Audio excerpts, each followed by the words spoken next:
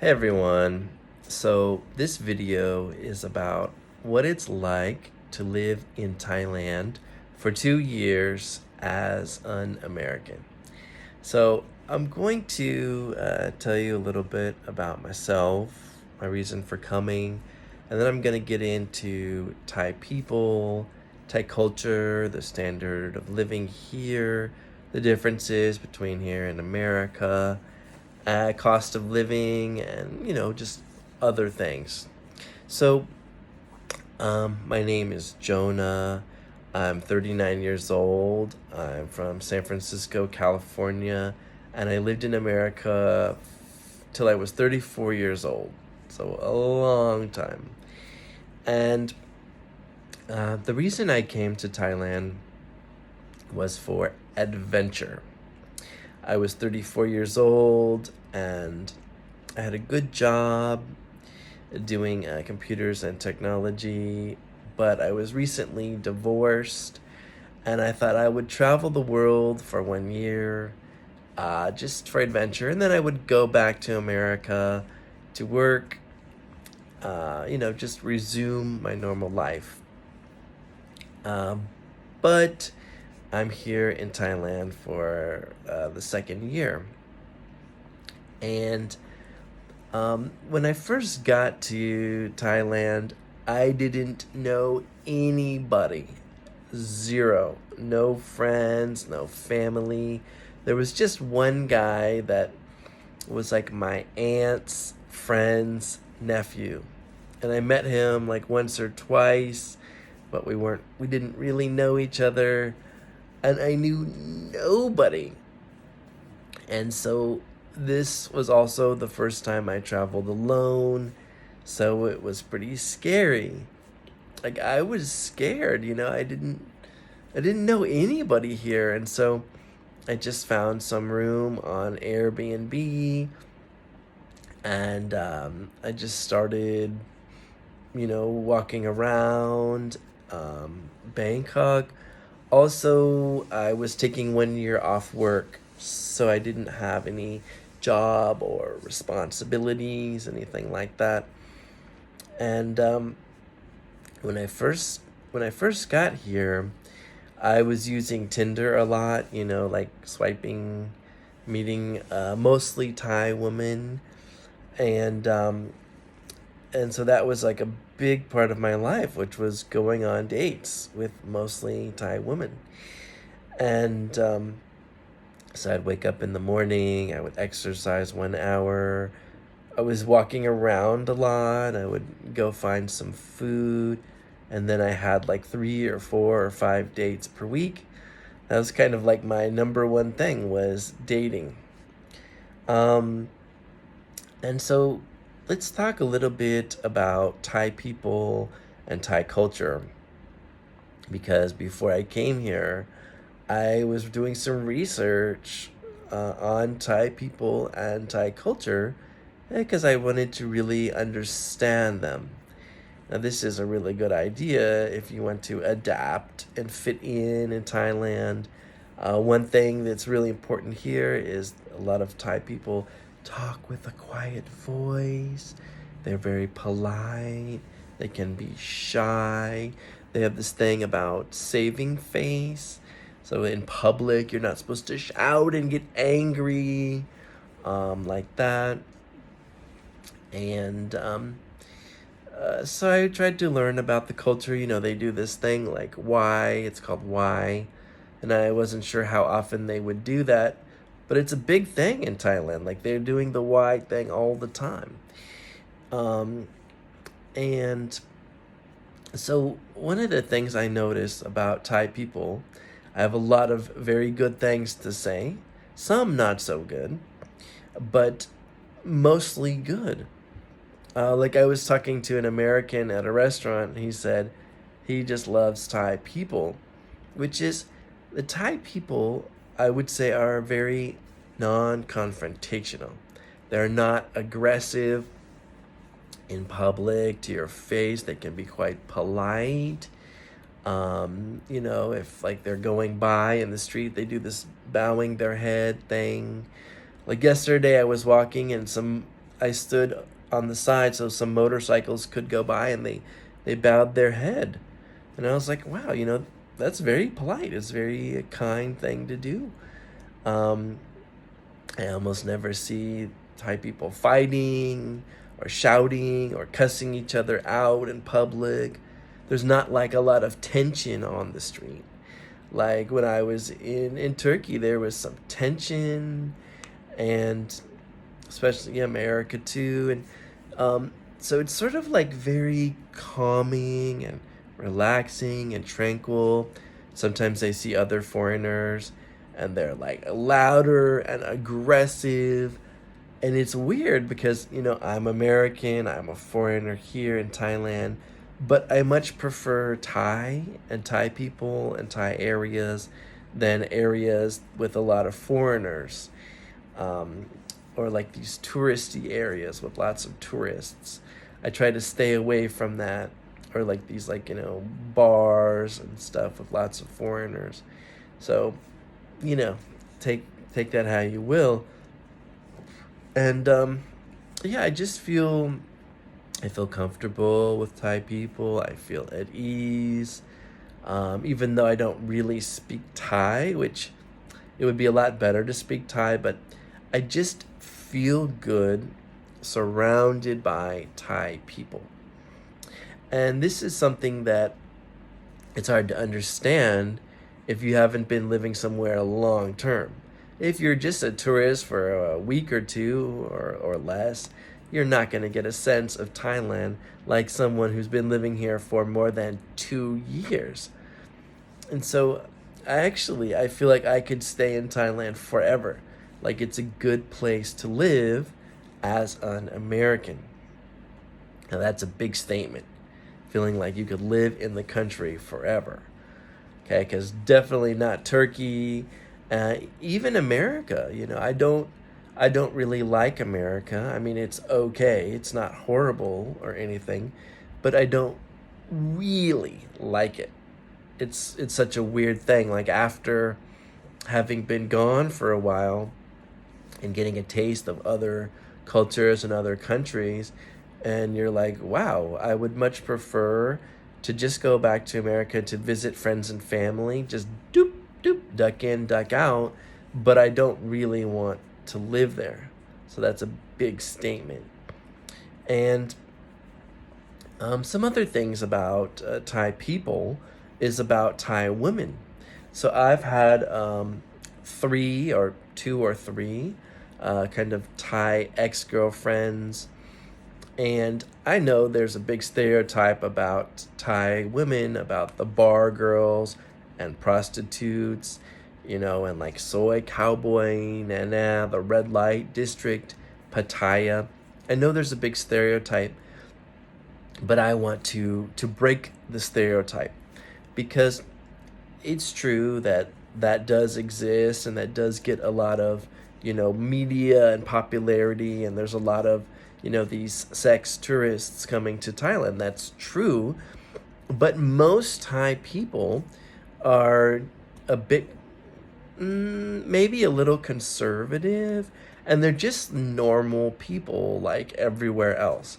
And I've mostly been attracted to uh, women from good families with a career, a good job, and they're smart. They went to university, and just normal women like anywhere else. But Thai women can be very different from American. Now, what does that mean exactly? I mean, the culture, they sometimes it's hard to say, but I feel personally that they can take care of you better, like maybe with not just like cooking and cleaning, but it's sort of like an attitude.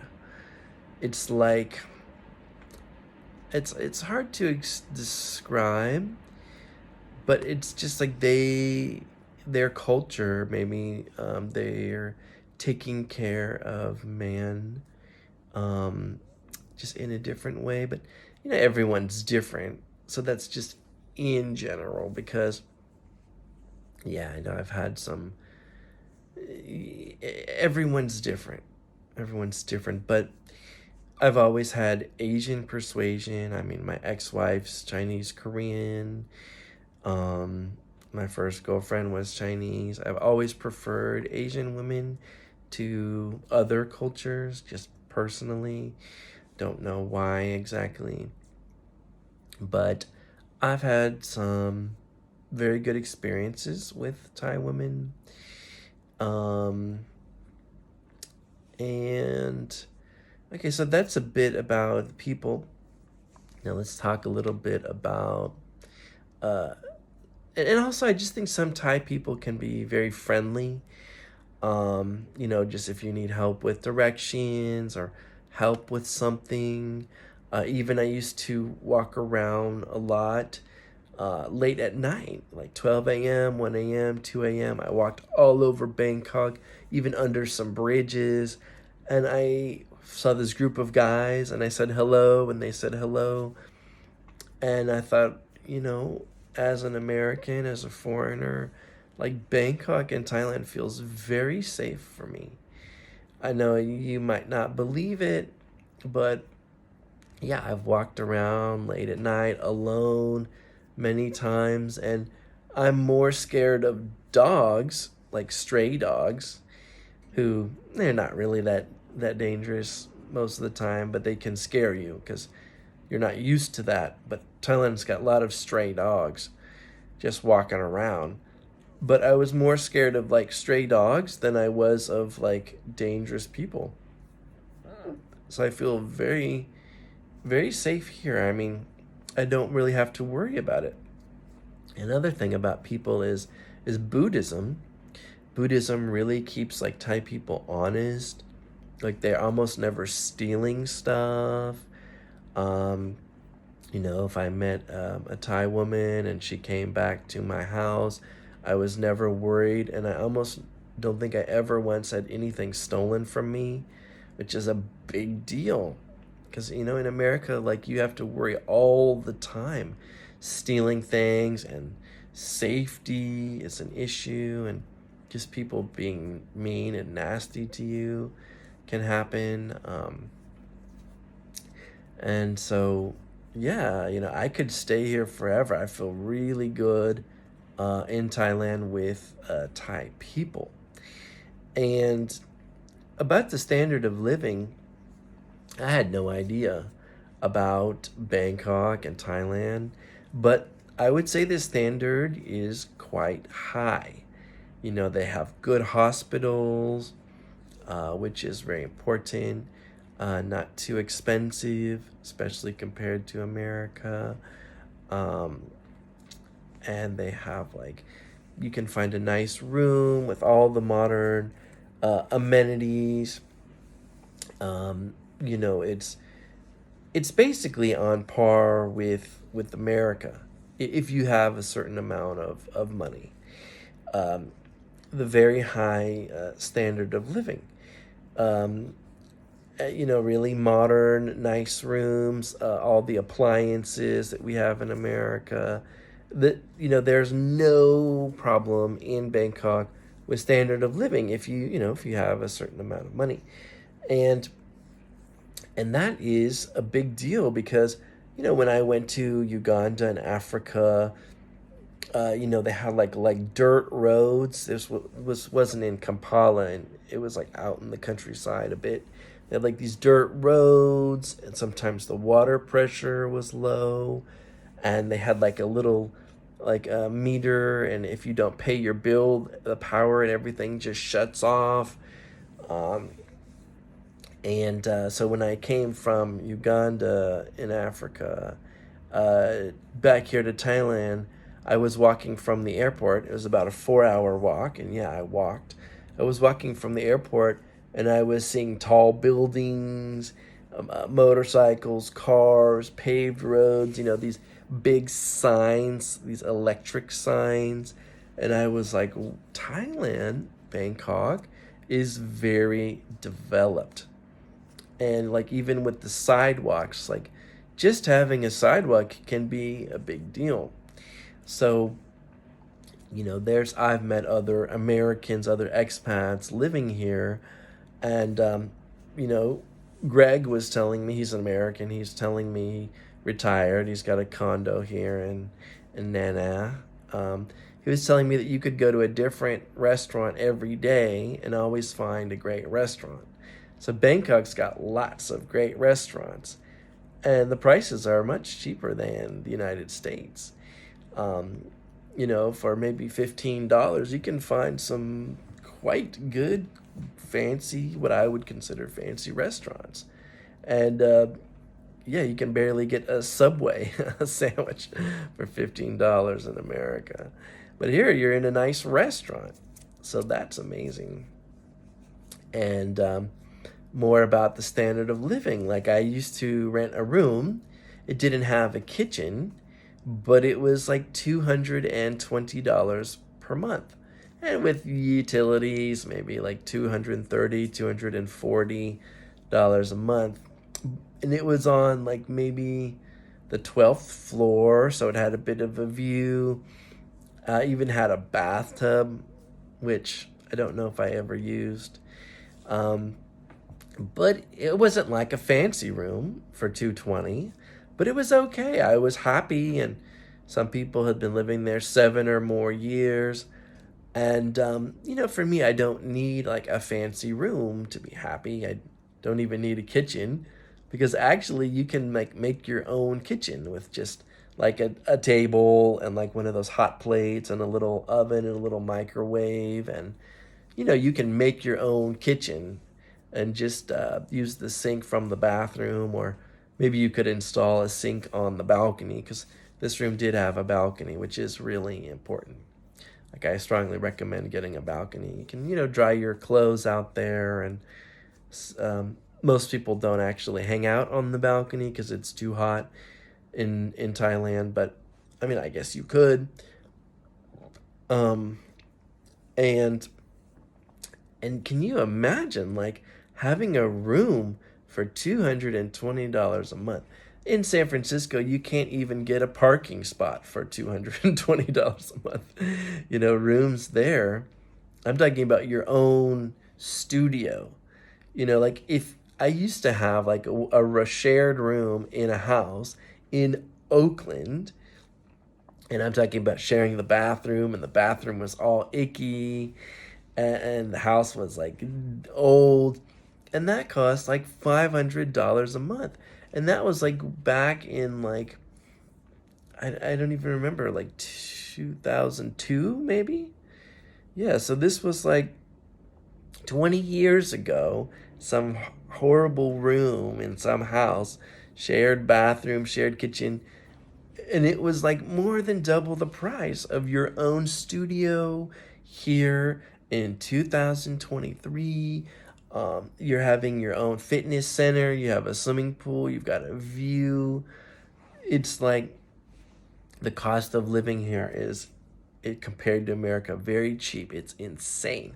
Like they even have this elite visa for 20 years where you can spend like maybe $30,000, uh, or maybe for 30,000 you're getting 10 years, which is about $3,000 per year. Now, if you break that down, like $3,000 per month, like maybe it's $300 a month. And it is true that since you have to pay all at once, there's compound interest. But say that you paid like, 500 a month with that elite visa, and your living expenses are, 1,000 or 1,500. Like that could be a pretty good deal. And so the other things is like with cost of living, if you're comparing it to America, like almost everything is insanely cheaper. It's like hard to imagine. So like I try to keep my budget at 1,000 US dollars per month, and I think I can. So it's like with food It's so much cheaper. Like you can go to the food court in a soak at Terminal 21, get a plate of pretty good vegetarian food for like $1 or $1.50. And like that to me is like a lot of food. So imagine you ate that 3 times a day. And so for like less than $10 a day, you can have decent food. Now, it's not like fancy food, and I'm sure most people are spending more than that, but you can get by okay on $10 a day for food. And I found this one massage place where you can get a foot massage for 1 hour for like $4. You can get for maybe $8, you can get a 1 hour oil massage. Now, the service isn't that great, but as long as you don't mind, imagine that, like a 1 hour oil massage for like less than $10 an hour. So the food in Thailand's great.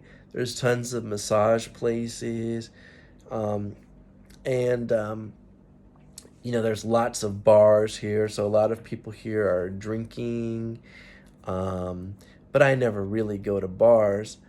Yeah, lots of great restaurants, and even like with Western products, which some Westerners like me really care about. They've got all these stores like Villa Supermarket or Tops, where they've got all the Western products pretty much. I mean, cheese is quite expensive. Like a piece of cheese can cost you like $6, whereas in America it'd be like $3. So cheese is kind of expensive, and like artichoke hearts could cost you like $7 or $8 for a jar. And some of the Western foods are more expensive. But another thing I wanted to talk about is some of the differences between here in Thailand and America, and I kind of wanted to find out like what are the most important differences. But one thing I want to talk about is inefficiency. Now that is here in Thailand. They do have like these big buildings. They have a BTS and an MRT subway train, and like for the airport rail link, they have trains. Like they've accomplished, and they have great hospitals. They've accomplished some great things, but man, some stuff is so inefficient. So like when you go to the bank, they give you a number, and sometimes you'll wait like an hour at the bank or like a half an hour. And it always takes a lot of time at the bank just to do something simple. And they have lots of papers, lots of paperwork. You have to sign your name on like every single page. So like when I tried to open a bank account, it took well over an hour, maybe 2 hours. And I had like this much paperwork, and they had to sign the name on every page. And then sometimes they had to call somebody who could like translate with English. And it was like a nightmare. But I really needed a Thai bank account. And so you really have to have patience in Thailand, because lots of things take a lot of time. And like even when you go to the mall to get some food, they have like this food court card. And so this is such a bad idea. It's such a waste of time. So they have a counter with 2 or 3 employees. You wait in a long line, then you put like $5 or $6 on your food court card. Then you go get your food, and then a lot of people, when they're done, if they have like $1 left on their card, they wait in line again just to get their dollar back. And it's this whole like waiting just to eat some food. Like it doesn't make any sense. But most people, like a lot of Thai people, are not really complaining about these inefficient systems. They just stand there and use their phone, and however long it takes is how long it takes. But they're not like fighting this. Because if you just scan with your QR code, when you get the food, you could completely eliminate food court cards. You don't need the employees, you don't need the stand, like the food court stand, which takes up space. You don't have to wait in line 2 times. All you have to do is either they can accept cash or just scan with your QR code, which is a much better system. Um, and then it's sort of like if you go to a government agency, maybe you need to get a driving license, any type of services, nothing's going to be fast.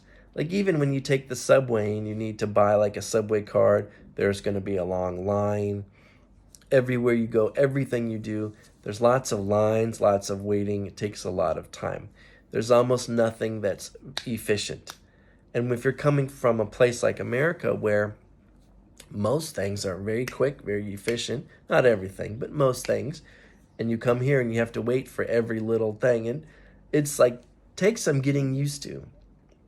But I always tell myself in the back of my mind that if Thailand was super efficient, maybe like Singapore, even though I haven't been there, it would probably mean everything was much more expensive, because with efficiency comes cost. So I made this really, really long list.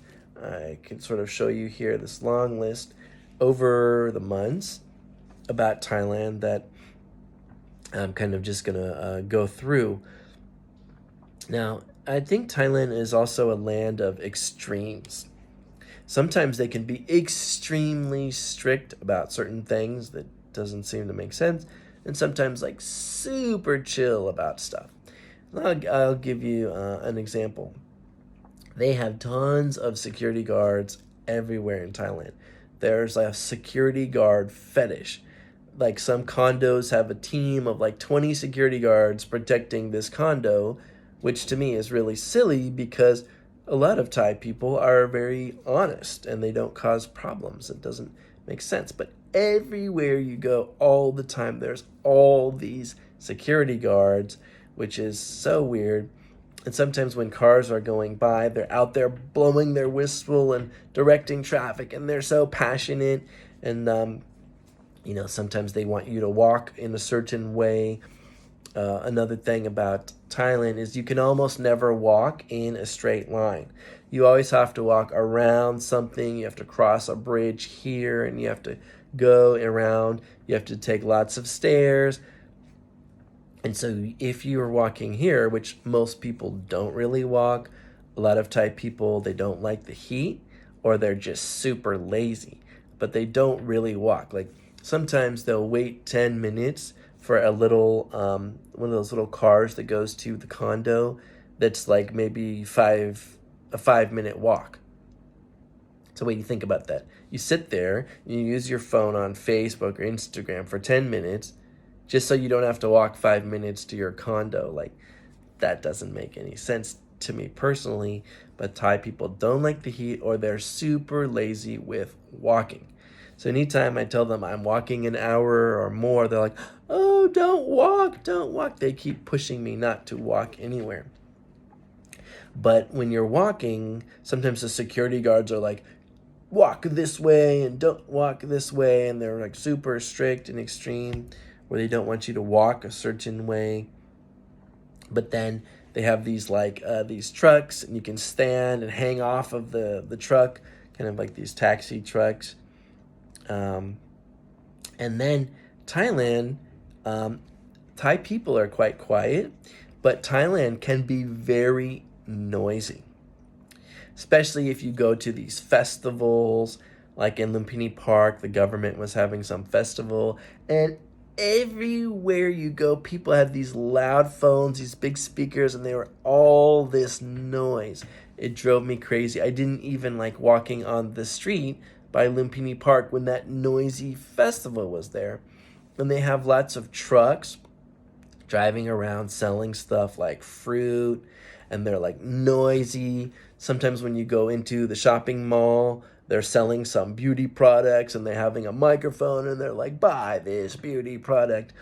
And so even though Thai people are quiet, especially like on the subway, they're super quiet. Thailand can be very noisy, which is, it's not too bad, but it's like a thing. And Another thing that I find very strange, I put it on my list, is I observed Thai people talking with each other in Thai, and a lot of times they don't look at you in the eye when they're talking. So they'll be kind of talking like this to each other, and then they're kind of looking around like this. And sometimes they'll look you in the eye, at each other in the eye. But I noticed many times when Thai people are talking to each other, they're kind of just like looking around, and I found it very strange because in America, where I've lived most of my life, most people, like mostly they talk and they look at each other in the eyes most of the time. Sure, they look around. Nobody's like, weird. They're not like, yes, I'm talking to you. How is your day? Not like that. But I just noticed that Thai people are like, a lot of times they're just kind of looking around when they're talking, or they're talking and they're like, hey, so how's your day going? That's just a weird thing I noticed because I kind of have this like comparing syndrome, which can really bother some Thai people, which is all the time I'm comparing America and Thailand, this and that, comparing, thinking, talking about it all the time. And I don't even know why, but I probably should stop doing that. So, okay. Also, a lot of Thai people are doing video chat. It's a big thing. To me, way more than America. They're walking down the street, they're driving in their car, they're at home, and it seems like somebody's always on a video chat with someone. It's like totally normal here. And when they do a video chat, sometimes they're not really like talking to that person. They're just like holding the phone somehow and like talking with other people in the background. It's sort of like there's someone on the video chat, and then there's like people sitting at the kitchen table. People are sitting on the couch, and the conversations are just going like this, and there's just this video chat. And to me, it's quite strange. Like maybe that's an Asian thing where you just have conversations going, but when I do a video chat, it's not often. Normally, it's like when I'm alone and I'm doing a video chat and I'm like focusing on this person. But it's not like when I'm like in a group of people and then we're video chatting. It's just a bit different. But there's lots of Thai people who've been doing video chat and in this sort of like different way. And what else? So when it comes to directions, okay, it can be super complicated. So for example, if I'm living here and I ordered a Grab and I'm trying to get the Grab to turn left, right, and left, and then I'll ask a Thai person like, hey, can you talk to this Grab driver and tell them how to get here? Or, if you order like a food and they need to find you, any type of things with directions and location, a lot of times for services, it's a Thai person and they're going to call you and they're going to be like, okay, how do I get to your house?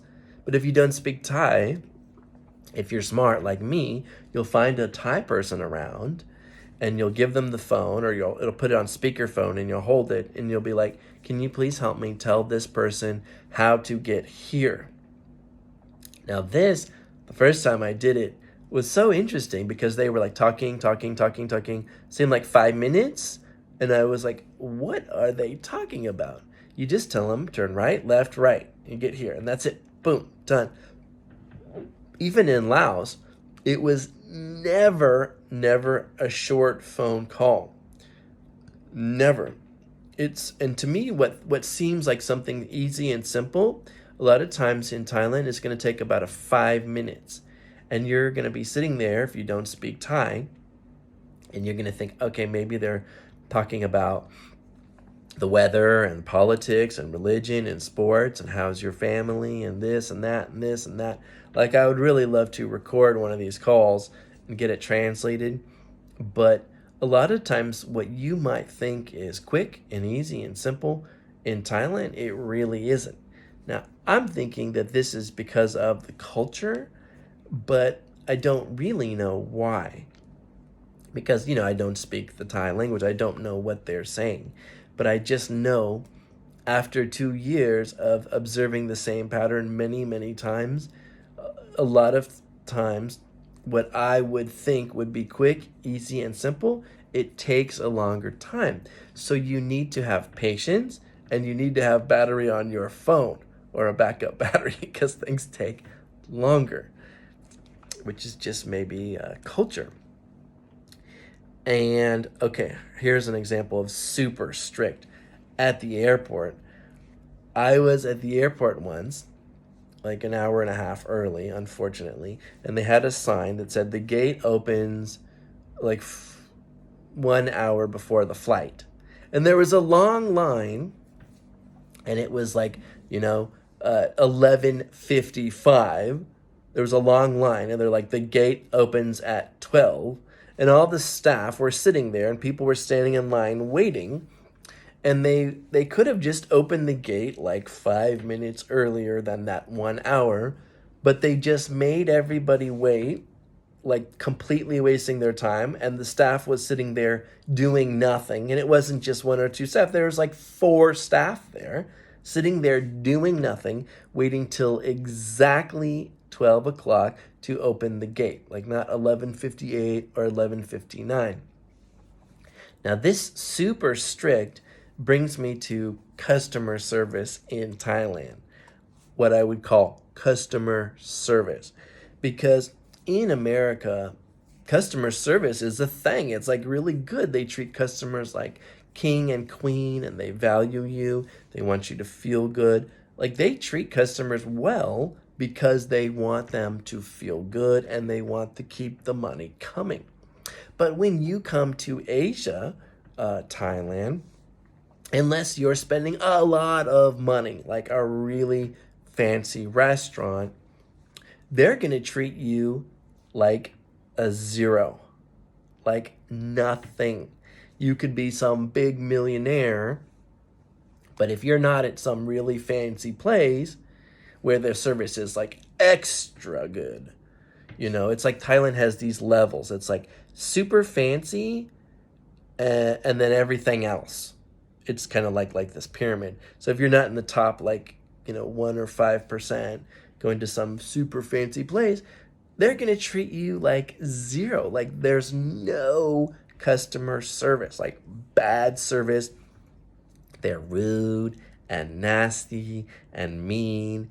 And like I was at the bank and I felt like I was like doing them a favor by keeping all my money there and using their services. It was so strange. Like you really have to adapt and get used to this idea that you're like nothing. Like they have no notion of customer service. They don't care about you. They don't value you. That like if you're paying for something, giving them your money, they're gonna feel like yeah, you should be.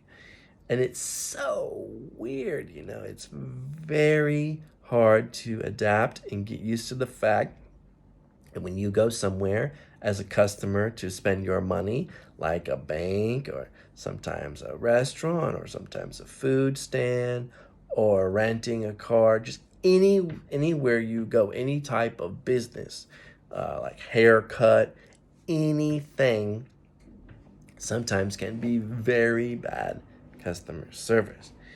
And so, yeah, there's lots of street food. You probably already know this from watching like YouTube videos or whatever, but this is a big part of Thailand and the culture. Like almost everywhere you go, there's lots and lots of vendors selling street food. Could be like noodles, snacks, Thai desserts, roti, whatever it is. And that like affects things because the street sellers, they like talking to each other. They know each other. It's lively. You can see it. You can smell it.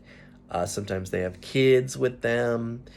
And it's nice. It's kind of like Thailand's very alive, like Bangkok. All these street sellers. And I didn't tell you about the weather, which you might already know, but it's hot all the time, all night at 1 a.m., 2 a.m. I don't even own a jacket here. Like 2 years without owning a jacket. I mean, sometimes indoors when there's too much AC, it's a bit cold, a bit chilly, but this hot part means that people are sitting out on the street, like eating food, hanging out like late at night, and a lot of people are outdoors, hanging out outside all the time because it's so hot. Back in America at night, sometimes it gets cold, and people like to stay indoors, means you walk around and you see very few people. So and you need jackets and stuff. It's a big like difference. And they also have like these night markets, these outdoor markets, which are like pretty fun. They're pretty cool. Like a lot of times they have live music. They got music there. It's like rows and rows and rows of outdoor, like different kinds of food and different things that they're selling. And they have some bars there, and you can hang out at these night markets because it's so warm, right? So that's a thing.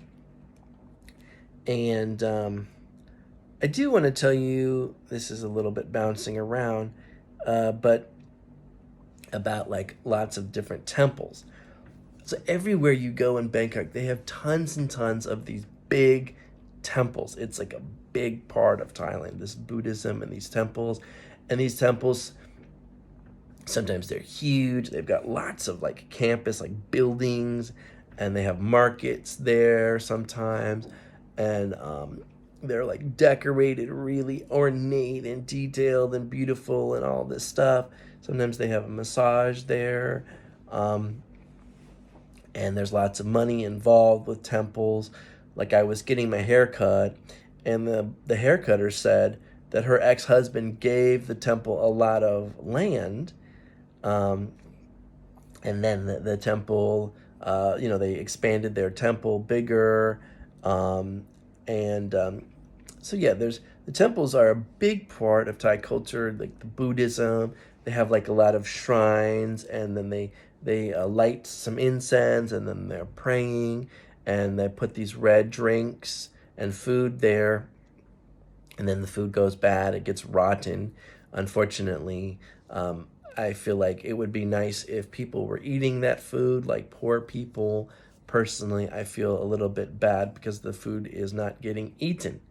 So this is one thing that I wish that maybe they could put the food there, and then like 10 minutes later a poor person could eat it. I just don't like to see the food going bad, not getting eaten.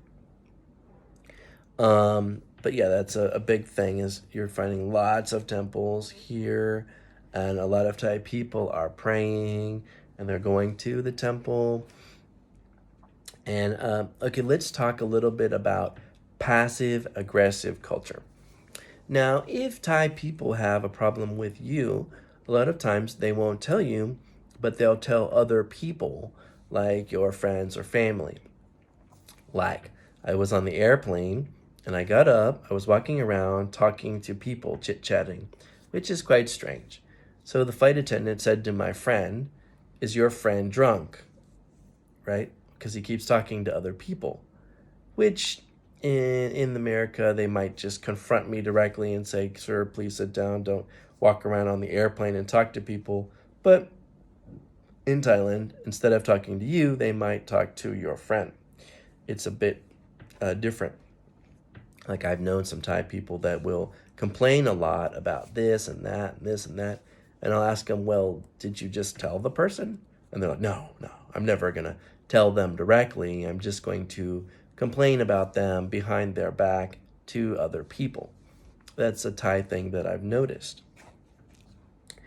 And let's talk about the food here.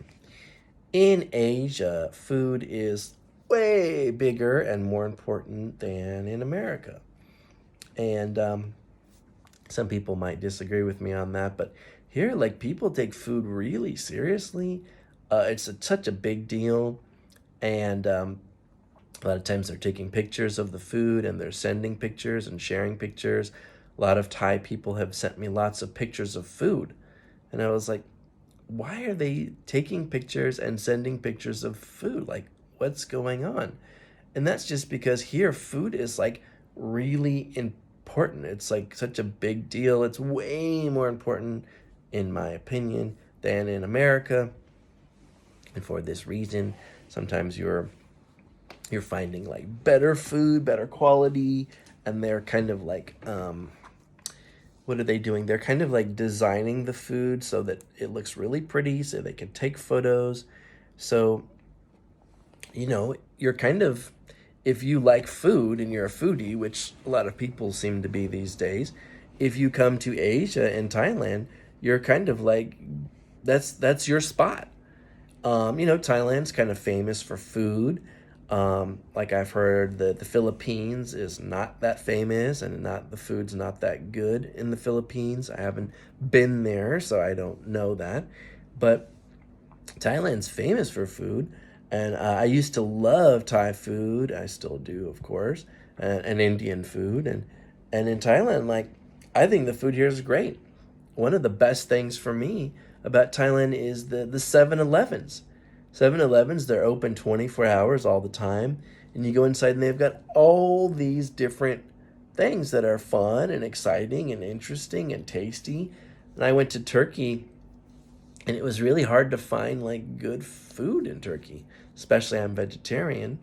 And also they had lots of Turkish food, but I just thought Turkish food was okay, just okay. But when it came to other cuisines like, Chinese and Japanese and Korean and Thai and Mexican, and like all these other restaurants that I'm used to having variety, in Turkey I didn't find it that much. Um, and the little convenience stores in Turkey, they didn't have like stuff that really made me excited. So that was like a big deal. Like 7-Elevens here are amazing.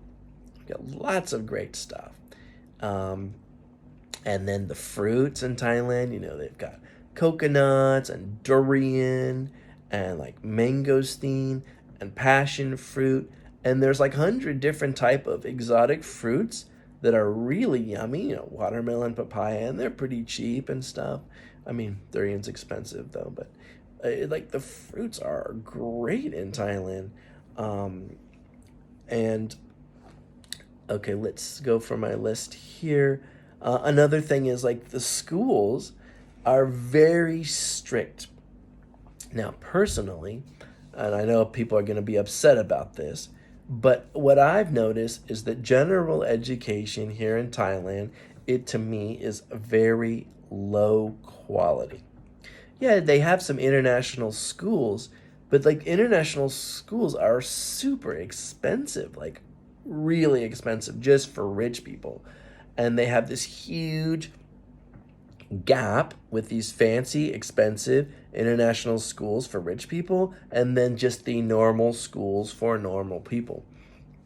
And in these schools, a lot of them have uniforms, so they all look the same. All the kids look the same, and they teach them like very authoritarian, very strict. Like you just sit down and you just listen to what I say, and you just do your assignments, and that's it.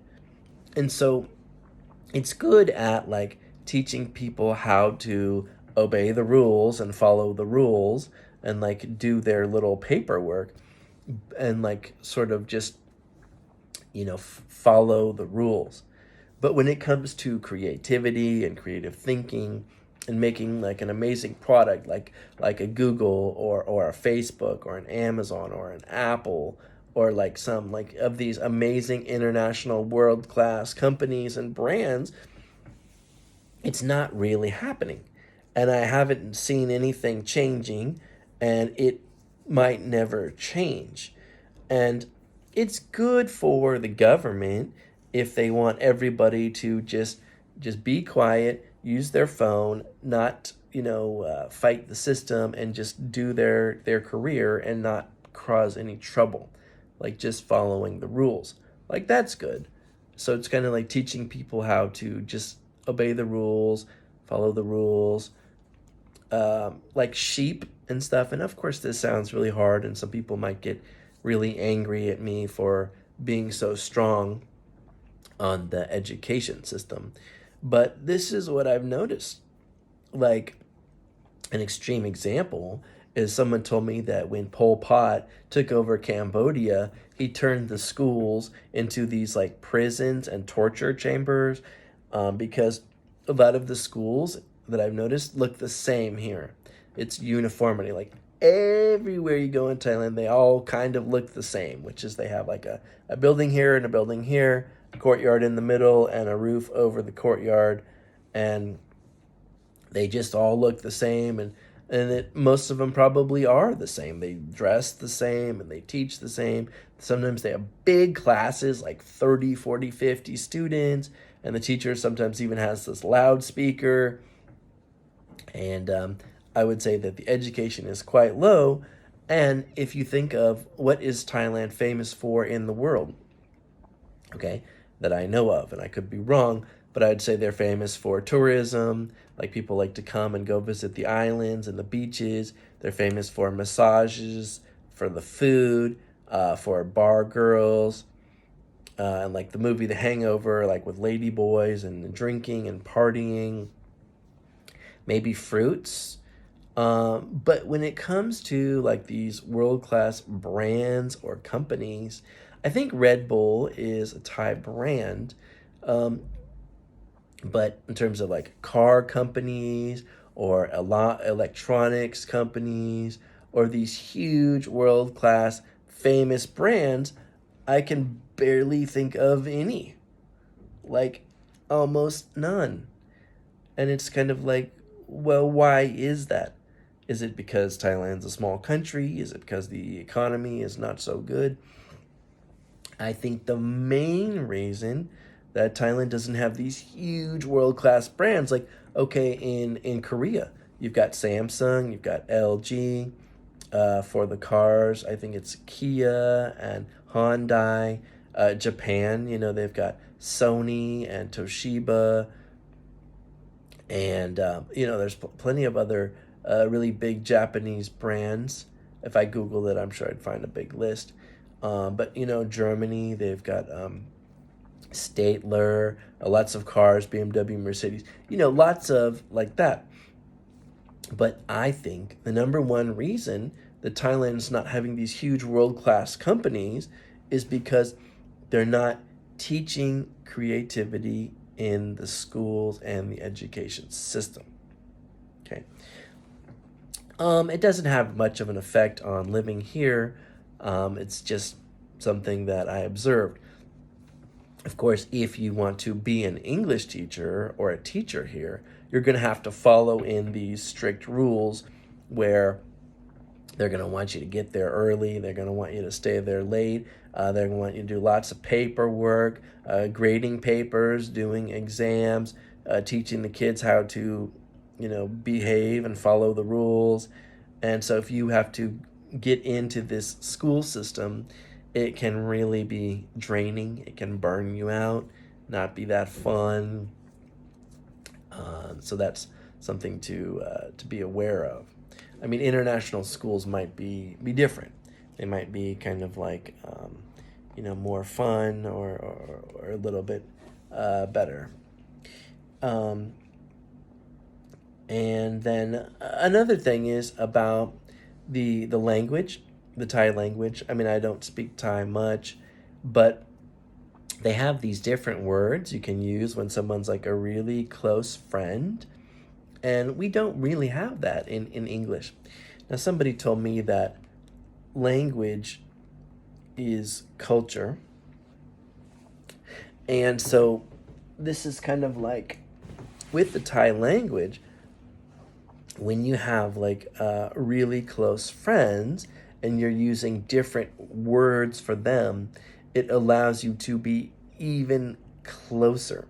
Now, of course, in America, we have close relationships where you're really close with somebody, but, and this might sound wrong, people might disagree, but I would argue that here in Thailand, I'm not sure about the rest of Asia, that close friends are actually closer somehow because the language allows them to be closer, which is a very interesting thing.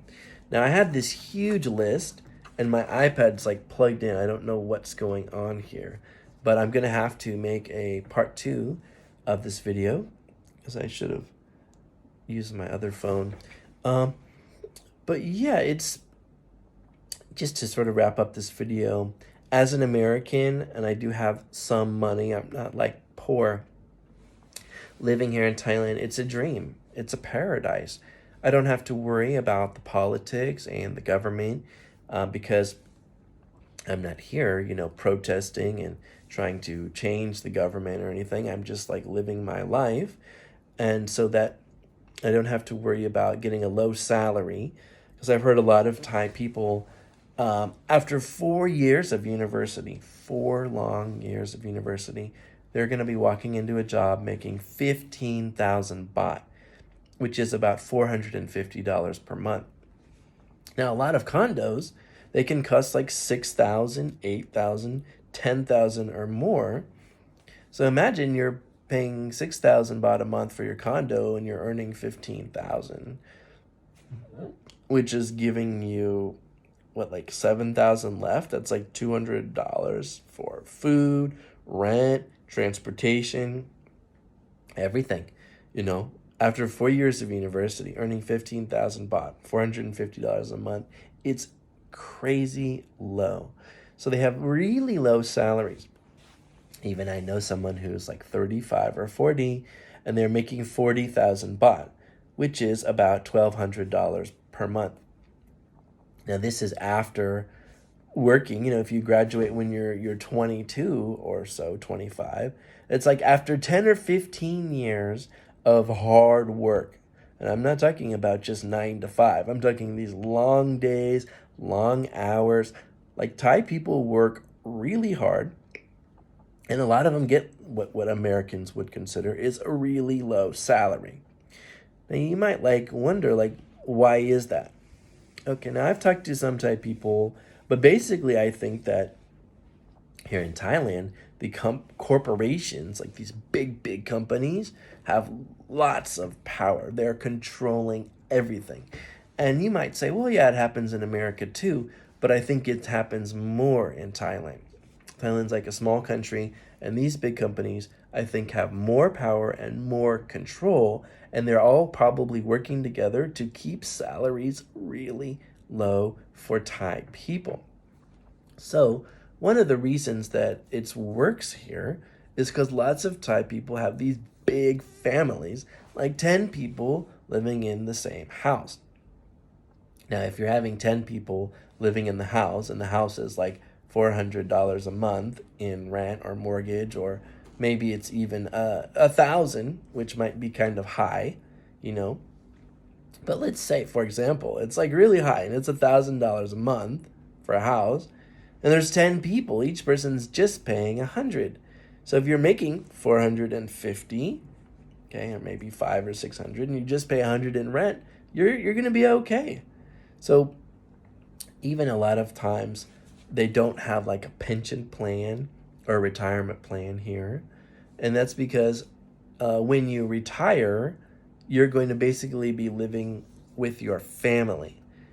And the family unit here, these big families, they're all helping each other and living together, is a big part of, Thai culture and Thai society. And that's why they're having low salaries, why they don't have pension or retirement plans, except for the government.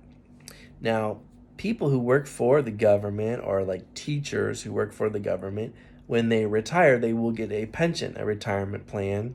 A lot of times they get a really good health care, like hospitals, but they're earning a super low salary because of this pension when they retire.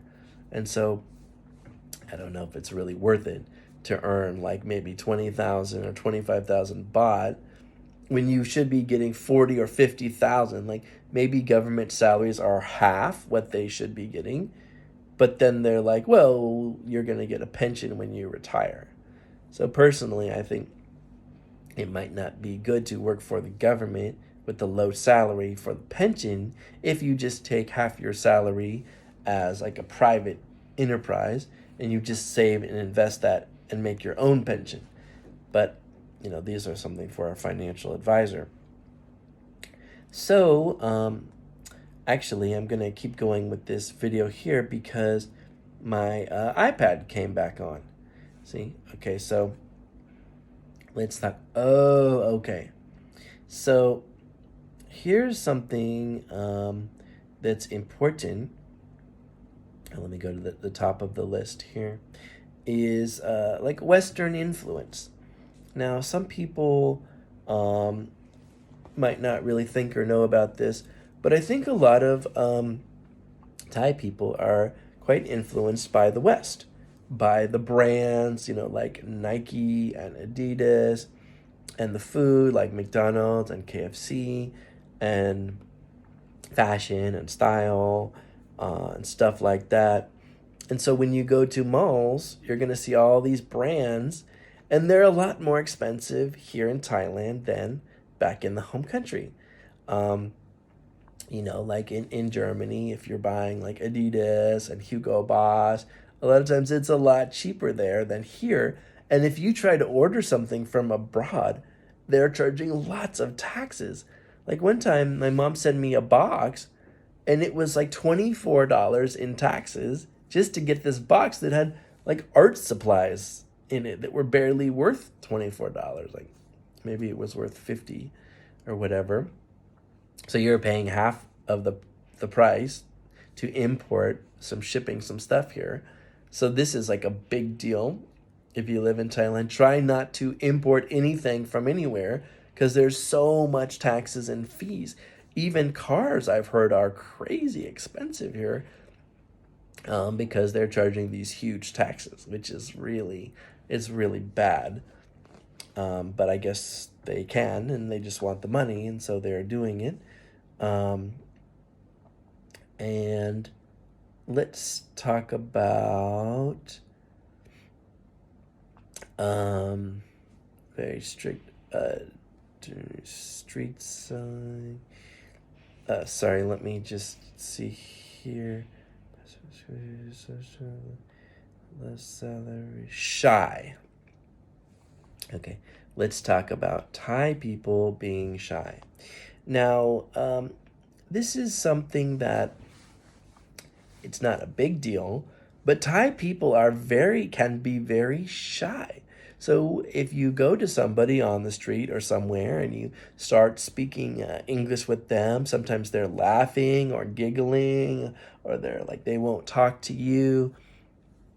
So if you want to live in Thailand long term, you need to learn Thai, because Thai people who can speak English, they just are too shy. They're not confident, and they just won't speak English with you. And it's like, some people think, oh, it's cute or whatever, but that can be like really annoying. You're just trying to have a conversation and they can't even talk to you because they're too shy with English. And it's because of how they're teaching English. There's like this, they're making fun of each other maybe when they're speaking English, and so they're too shy to speak. But that can be a big deal. But you will find with men and women, especially with speaking English or meeting somebody new, that Thai people are super shy. They can be really shy, and it actually can have like a big impact, possibly, on their career and their success, and maybe one reason that they're not doing business abroad as much. I mean, not everyone, but they can be. Another thing that's, maybe I'll put the rest of this in a separate video. This video is getting kind of long, but plus I've been talking a lot. Okay, so I've got a few other things to say, but thank you so much for watching what it's like for an American living 2 years in Thailand. If you have any questions or comments from an American living 2 years in Thailand, anything at all, any questions about this or that, comments. I didn't talk about all of the immigration stuff about getting a visa, extending your visa, getting a language school visa, doing border runs. I didn't talk about that. But whatever, just pop them in below and I'll try to answer you. Thank you.